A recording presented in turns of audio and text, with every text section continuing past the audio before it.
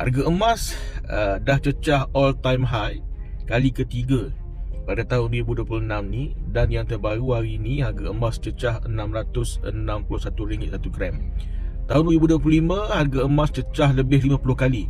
Ini bukan kebetulan, ini adalah isyarat jelas tentang hala tuju nilai wang dan juga aset. Okey, jangan tunggu harga untuk bermula. Ingat tu, jangan tunggu harga untuk bermula. So, jangan berhenti hanya kerana harga naik. Okey, ingat sekali saya ulang, jangan berhenti hanya kerana harga emas tu naik. Orang yang konsisten menabung emas ini bukan mengejar harga, okey, tetapi mengunci nilai masa depan. Jadi teruskanlah menabung emas ini walaupun sikit, tapi berterusan, kerana masa ni sentiasa berpihak kepada orang yang sabar dan konsisten.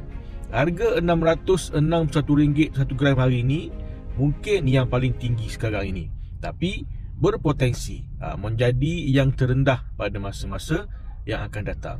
Ingat pesan saya, jangan tunggu harga rendah untuk menyimpan emas ini, kerana emas ini hanya persoalan masa sahaja. Okey, ingat, ada emas, ada duit.